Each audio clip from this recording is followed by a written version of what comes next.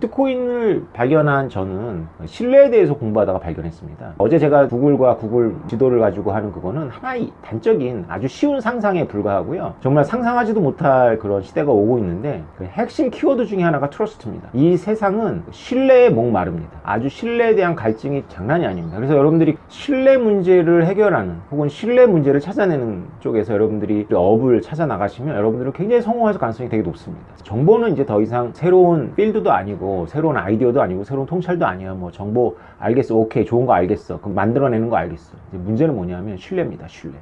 우리가 가짜 뉴스부터 시작해가지고 우리는 지금 신뢰 문제 속에 있습니다. 예를 들어서 결혼 중매 업체가 이모들을 다 몰아냈잖아요. 이모라는 말이 되게 생소할 텐데 엄마 여동생 이모가 아니고 옛날에는 법대를 졸업하면은 이모들이 왔어요. 그 이모들이 명문대 법대를 다니면서 여대 졸업 앨범을 들고 찾아오죠. 그것이 바로 이모들입니다. 그렇게 결혼이 맺어졌는데 그 이모들이 정보가 많이 틀리는 거예요. 그래서 정보들을 좀 더 이렇게 객관화시켜서 누군가가 이렇게 엄밀하게 검증해 줄 수 있지 않을까? 라고 해서 나온 비즈니스가 바로 듀오입니다. 듀오를 시작으로 해가지고 결혼 중매 업체도 쭉 나왔는데 결혼 중매 업체가 가지고 있는 노하우가 여러 가지가 있지만 가장 기본적인 노하우는 상대방에 대한 기본 사실들을 확인해 주는 거죠. 그래서 우리가 결혼 중매 업체를 통해서는 상대방이 학력이라든가 재산 상황이라든가 직업은 일단은 믿고 들어가는 거죠. 그런 양적 정보만이 결혼에 필요한 건 아니겠지만 양적 정보를 무시하고 어떤 정보가 그럼 중요하냐고 물어본다면 참 그것도 대답하기가 어려운 그런 질문이 되겠죠. 문제는 뭐냐면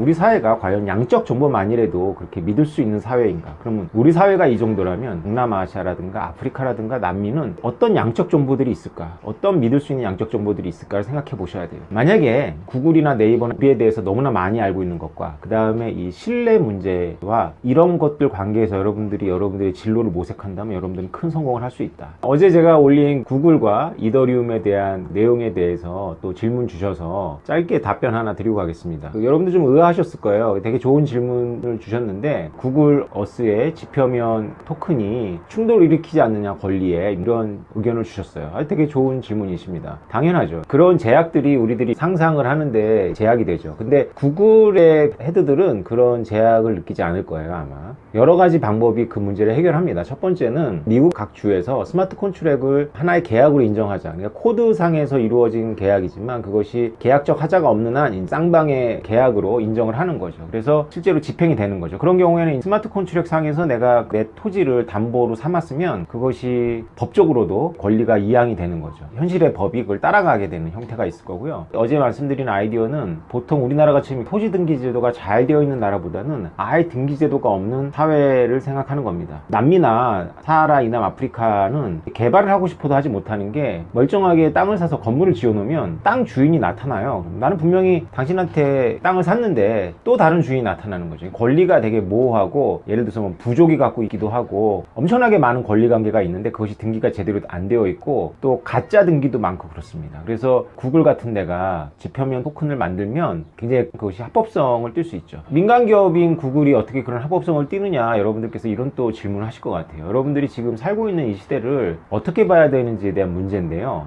이것이 한국의 주류 학자들이 정말 문제의 경제학자들이 잘 모르는 관심을 갖지 않는 정당하게 관심을 가져야 되는데 놓치고 있는 부분들입니다. 그게 뭐냐면 여러분 제가 한번 질문 하나 드릴게요. 여러분에 대해서 대한민국 국세청, 대한민국의 정부 대표적으로 동사무소, 국세청 뭐 이런 데가 여러분에 대한 정보가 더 많겠습니까? 아니면 네이버, 카카오 혹은 페이스북, 구글이 여러분에 대한 정보를 더 많이 갖고 있겠습니까? 네, 굉장히 이상한 질문이죠.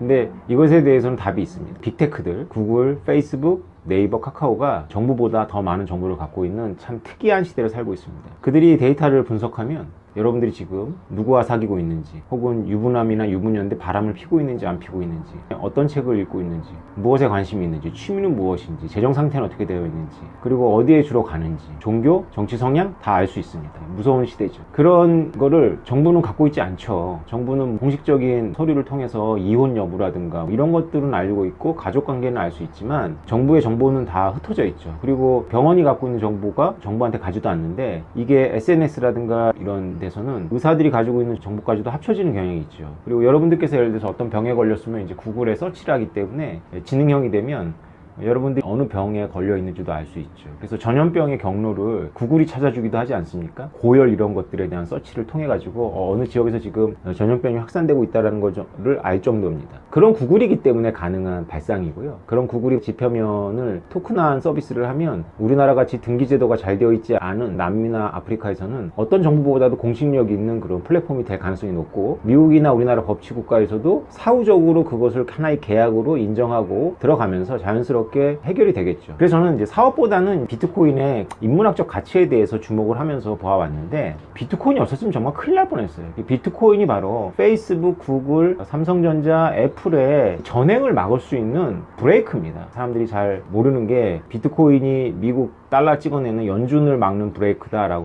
알고 있는데요. 뭐 그것도 맞습니다. 그런데 저는 그거보다도 이 비트코인이 아니었다면 우리가 페이먼트에서 은행이 빅테크들을 이겼을까요? 국가가 빅테크들을 감당할 수 있었을까요? 우리는 페이먼트마저도 카카오페이를 쓰듯이 삼성페이, 애플페이가 전 지구를 석권하는 그런 모바일 시대에 살아가게끔 되었을 겁니다. 그런데 다행스럽게도 빅테크들이 언터처블한 비트코인이라는 게 나옴으로써 빅테크들이 쩔쩔매고 있는 게 보이는 거죠, 눈에. 그래서 이 비트코인이 화두인 거는 분명합니다. 비트코인이 뭐에 대한 화두냐? 신뢰에 대한 화두다. 이런 걸 여러분들께 생각하시면 됩니다. 감사합니다.